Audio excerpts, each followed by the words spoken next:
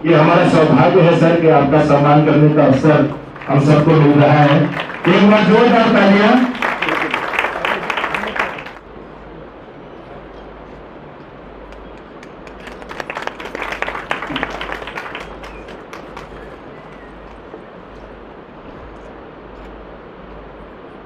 तुम्हारा मुख्य अतिथि का सम्मान।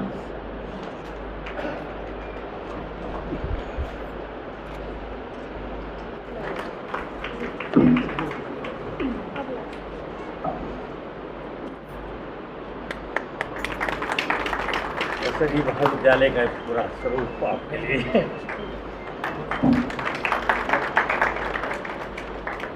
इस कार्यक्रम के अध्यक्ष मेरे परम मित्र गुप्ता जी, इस कार्यक्रम की संयोजिका अनीता वासने जी, इस महाविद्यालय चित्रकला विभाग के अध्यक्ष राजेश कुमार जी और मेरे निमंत्रण पर पधारे मेरे मित्रगण, इस महाविद्यालय तथा BS कॉलेज के टीकाराम महाविद्यालय के शिक्षकगण और मेरे प्यारे विद्यार्थियों। वास्तव में ये जो सम्मान है ये मेरा सम्मान नहीं है और न मैं चाहता हूँ कि कोई उस योजना के तहत मैं चल रहा हूँ। मेरी आदत है कि कुछ न कुछ नया करने की। मेरे मित्र यहाँ बैठे हैं बहुत सारे जो मेरे छात्र जीवन में रहे हैं। जब मैं यहाँ छात्र था तब भी कुछ न कुछ नया करता था।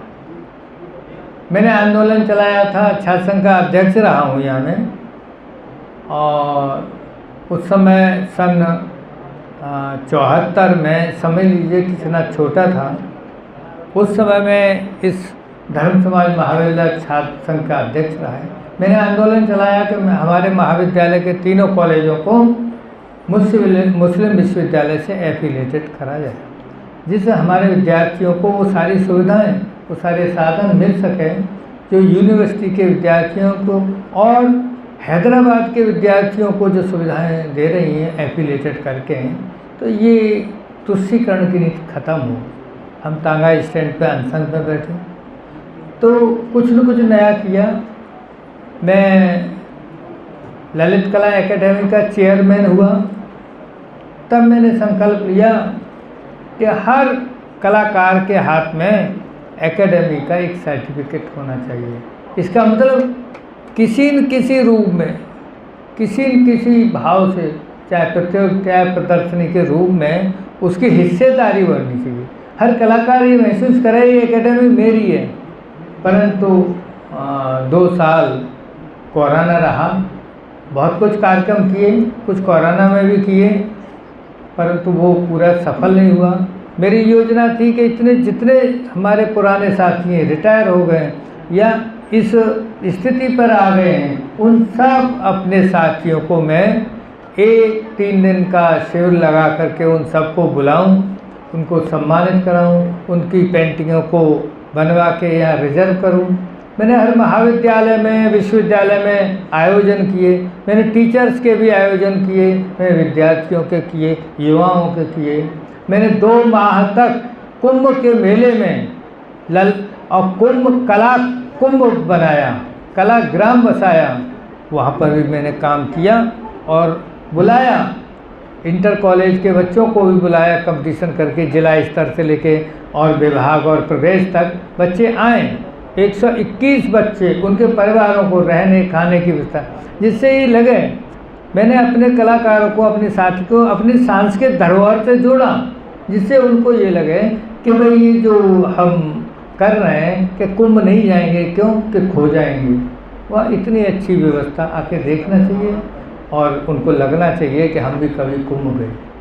मैं अपने टीचिंग लाइफ में स्टूडेंट को टूर ले जाता रहता था और मैं लगभग करीब 20-21 टूर ले गया, यही दिखाने के लिए बच्चों को ललित कला के जो केंद्र हैं हमारे, जिनको हम कला मंदिर कहते हैं, कहते कहते हम चले जाते हैं, रिटायर हो जाते हैं, हम कला मंदिर देखते ही नहीं हैं कभी। बहुत सारे लोगों ने नहीं देखा, अजंता, एलोरा, ये सारी चीज़ें नहीं देखी, मगर मैं अपने बच्चों को ले जाता था, कुछ न कुछ नया करता रहता था। और अब भी जैसा कि मेरे साथियों ने कहा कि कलाकार कभी रिटायर नहीं होता है, टायर होता है वो। हमेशा किसी न किसी गाड़ी में टायर लगना ज़रूरी होता है ना, तो किसी न किसी संगठन में लगना चाहिए। जब संगठन नहीं तो अपना संगठन बनाना चाहिए। तो मैंने ये संगठन उत्कर्ष ललित कला एकेडमी का बनाया और उसका आधार यही है। आप लोग सोचेंगे कि पहले यहाँ उत्कर्ष फंकार सोसाइटी थी, आज से 40 वर्ष पहले, मगर उसमें थी उत्कर्ष भी थी, फंकार भी थी और सोसाइटी भी थी, हिंदी भी थी, उर्दू भी थी, संस्कृत और इंग्लिश भी थी। मैंने उसे एक सा कर दिया, उत्कर्ष ललित कला एकेडमी।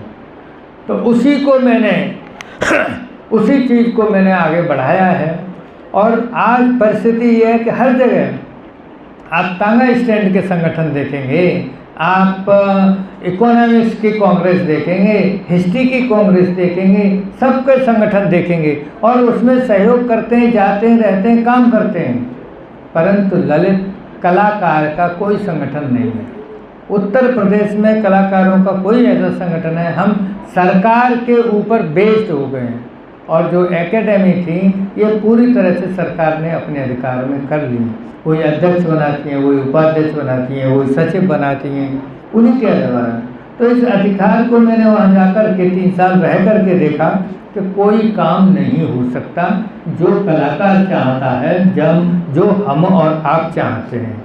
इसीलिए मैंने तय किया कि मैं सोसाइटी बनाकर कलाकारों के लिए और करता रहूँगा। पर अंतर यह है कि आज कलाकार किसी भी एक्टिविटी के लिए, हम जानते हैं कि ये उत्कर्ष ललित कला एकेडमी स्वतंत्र कलाकारों की संस्था है, परंतु किसी कार्यक्रम के आयोजन से पहले हमसे ये जानना चाहते थे उत्कर्ष हमको पैसे कितने देगी। भैया पैसे तुमको कहाँ से देगी, पैसे कहाँ से देगी, क्यों सरकारी संस्था तो है नहीं। तो इसीलिए मैं बार बार ये कहता हूँ कि भाई आप लोगों के सहयोग से ही ये चलेगी और सारे अन्य संगठन सहयोग से चल रहे हैं। हम अपने व्यक्तिगत कामों में इतना खर्च करते हैं, कुछ कला के कामों में भी खर्च करें। तो मैं यहाँ से यही आह्वान करूँगा कि इस एकेडमी को बढ़ने और बढ़ाने के लिए, इस एकेडमी की एक्टिविटी के करने के लिए सब लोग जो आवश्यकता समय पर पड़े, परिस्थितियाँ जैसी हो वैसी सहयोग करें। मैंने भी ये संकल्प किया कि कला भूषण मुझे मिला, मुझे 2 लाख रुपए मिले और उन 2 लाख रुपए मैंने संकल्प लिया कि मैं उन 2 लाख रुपयों को उत्कर्ष ललित कला एकेडमी के कार्यक्रमों में ही लगाऊंगा। और मैं जाने लगा रहा हूँ उन पैसे को। उन पैसे से मैं अपना व्यक्तिगत कोई काम, कोई चीज़ अपने उन पैसे को खर्च नहीं करूँगा। तो मेरा यही संकल्प है और इसीलिए ये जो कार्यक्रम हो रहे हैं मैं उन्हीं के माध्यम से कर रहा हूँ। देखिए ये इससे पहले 4 कार्यक्रम और हो चुके हैं। लखनऊ में हुआ था, वहाँ कलाकारों का सम्मान, क्योंकि 2 बातें हैं जो मेरे दिमाग में, एक तो सीनियर आर्टिस्ट ये मान के चलता है कि अब हमारा टाइम चूक गया, या वो इंडिविजुअल कहीं अपने घर में रह के पेंटिंग बनाता रहता है, न आना जाना, न मिलना जुलना। मैंने अपने मित्रों को जैसे राजेश जी हैं और अपने साथी खुशीराम जी हैं, सक्सेना जी हैं, महेश, इन सब आइए मिलते हैं, एक बार मिलते तो हैं। हम जाते हैं, रिश्तेदारी में जाते हैं, पैसे खर्च करते हैं, ये भी एक संगम है। इस संगम में आइए, कला संगम में हम आपका सम्मान करेंगे और आप सब हम मिलेंगे और आगे भविष्य के लिए जो भी कला के लिए होगा हो रहे। दूसरे, नया कलाकार, युवा कलाकार, विद्यार्थी कलाकार आज जो शॉर्टकट की दिशा में जा रहा है, कोई कंपटीशन हो, कोई काम हो, वो कर रहे, सर ये बताइए इसमें से हमें कितने पैसे मिलेंगे, ये एग्जीबिशन लगाए हमें क्या पैसा मिलने वाला है, मुझे क्या मिलने वाला है। ये जो भाव आ गया है हमारे अंदर, हर विद्यार्थी है 70 सालों में, हर नौजवान, मुझे क्या मिलने वाला है, बस ये भाव निकालना है। मुझे नहीं, इस समाज को क्या मिलने वाला है, कला के क्षेत्र को क्या मिलने वाला है, इस देश को क्या मिलना है, ये कभी हम नहीं सोचते।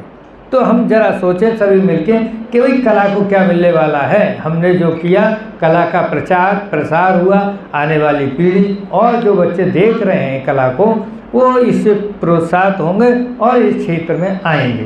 और जब आएंगे ही नहीं तो आपका क्या अस्तित्व होगा, किसी भी शिक्षक का, किसी भी। तो सबको इसमें भूमिका अपनी निभानी चाहिए और जो भी कार्यक्रम होते हैं उनमें अधिक से अधिक हिस्सेदारी बढ़ानी चाहिए। आप देखिए कि जिनको हम सम्मान करना चाहते हैं तो इतनी दूर दूर से लोग आए, तो उनको इसलिए आए कि वास्तव में वो कला के प्रति समर्पित हैं। और बहुत से विद्यार्थी तक नहीं आए कि चलो एग्जीबिशन देख लेंगे आज नहीं तो कल देख लेंगे, परंतु हम अपने साथियों का कोई विचार, कोई भाव कब सुन पाएंगे। तो इसीलिए ये एक संगम है, एक आयोजन है, पुराने नए कलाकारों को जोड़ने का एक तरीका है जिसका मैं प्रयास कर रहा हूँ आप सबको जोड़ने का, सब लोगों को किसी न किसी रूप में। और ये लखनऊ किया, इलाहाबाद किया, बनारस किया, आज अलीगढ़ किया, आगे आगरा और मेरठ करना है, फिर उसके बाद ऑल इंडिया लेवल पर करना है। ये कोई आयोजन करते हुए अपने कलाकारों को जोड़े रखना, अपना समाज, कला हमारा एक समाज है, इस समाज को आगे बढ़ाना, इस समाज को मजबूत करना, ये हम सब का उत्तरदायित्व है। अपने साथ हम कुछ नहीं लेके जाने वाले, सब यहीं छोड़ दे जाने, सिर्फ लेके जाना है सद्भाव लेके जाना है, अपना नाम लेके जाना है, अपना सम्मान लेके जाना है कि आपको हम सब याद करते रहें। इसीलिए हम सबको इससे जुड़ के और अपने समाज का, कला समाज का, कला का